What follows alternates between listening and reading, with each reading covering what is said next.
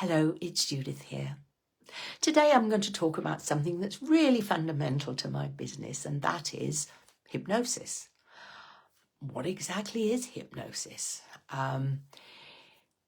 What it isn't is me putting people into some weird, strange state of unconsciousness during which I am able to manipulate their minds so that they will do certain things or not do certain things. I'm afraid it doesn't work like that. It is not as easy as just waving a magic wand. What I'm doing when people are in hypnosis is making suggestions, but we'll come back to that. Let's start with a definition of hypnosis. So the definition I was trained to and work to is that hypnosis is a state of focused relaxation. Now, if I think about the majority of my clients who are suffering with anxiety of one form or another, then the relaxation it's a godsend in itself.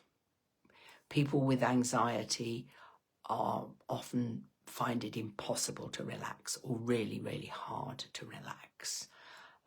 They're the sort of people who are, they sit down, they stand up, and they say, oh, I'm just going to go and do this. Oh, I'm just going to, no, sit still for the length of one television program. No, I've just got to go and check something. So they're constantly on the go. And that's because they're in a state of high alert, but that's a separate story altogether. So being able to put them into a relaxed state is invaluable. And first session is always amazing because people with anxiety who can't relax will go into hypnosis and relax and come out and say, oh, that's amazing. I have not felt this relaxed for years, is what I commonly hear. So that part of it really is fundamental to what I do. The focus is also important because, yes, I can teach them self-hypnosis so they can get themselves into that relaxed state. But what we want to do, and the objective is always set by the client, but what we want to do is for them to be free of this crippling anxiety, able to enjoy their life, regardless of what is going on, able to manage their worries a lot better. So each client frames it differently, but that's basically what we just want them to be able to enjoy life. Yes, life can be hard, life can be stressful, life can be challenging, but we don't have to be crippled by those challenges such that, there is no joy in life.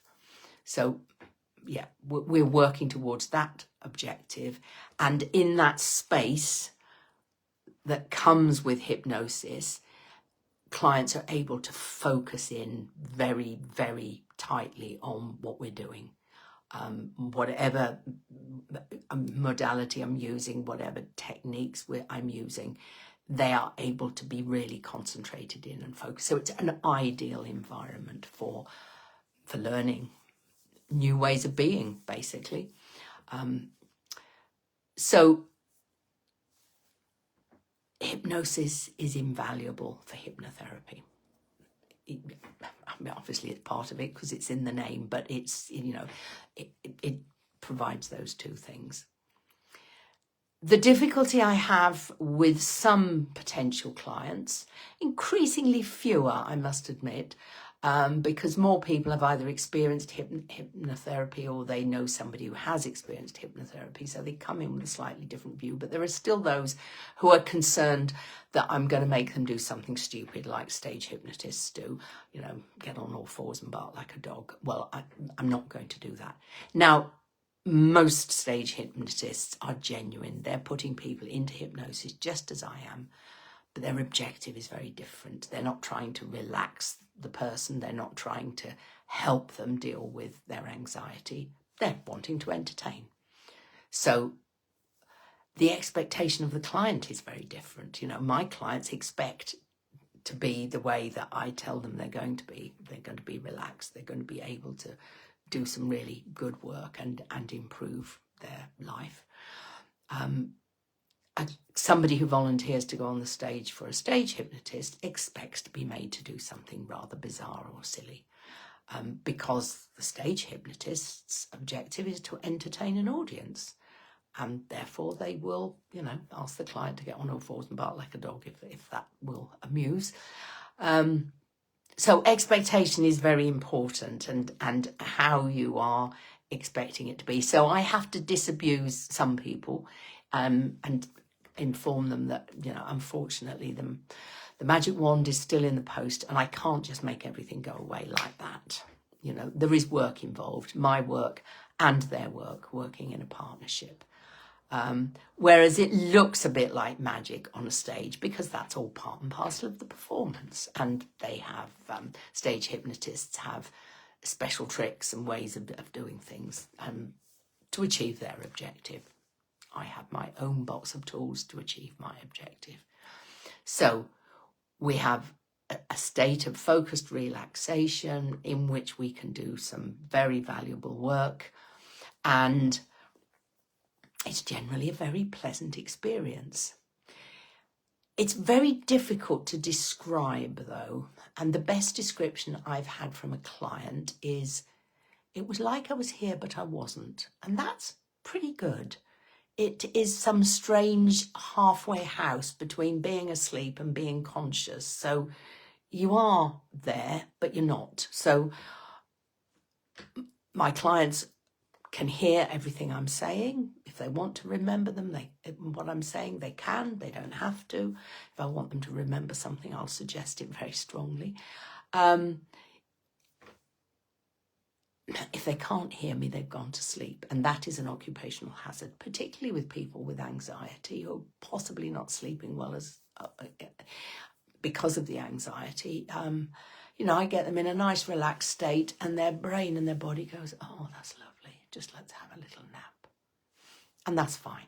If that's what happens in the first session, that's what needs to happen. I trust my client's unconscious to do the right thing for my client, whether it is to follow my suggestions in a particular way that is rather not what I intended, which happens all the time, or whether it is, no, we just take a little nap because we haven't felt like this for ages, and that's absolutely fine.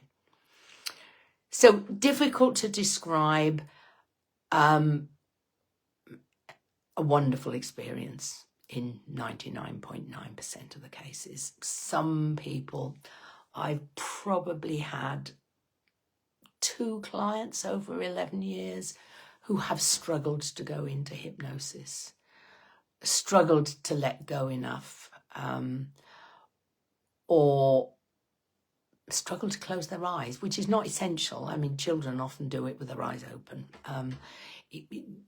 Closing eyes just gets rid of the visual distractions, which is not essential. But so probably 2 who've struggled to get into hypnosis, 1 who never quite made it, in which case we did other things, and 2 who believed they weren't in hypnosis, but actually laid on my couch unmoving for 20 minutes, half an hour.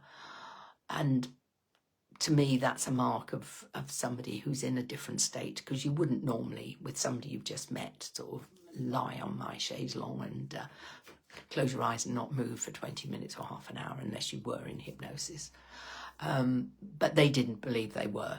So in that case, I had not managed to properly set their expectations. So yes, it was down to me, but also down to them to a certain extent.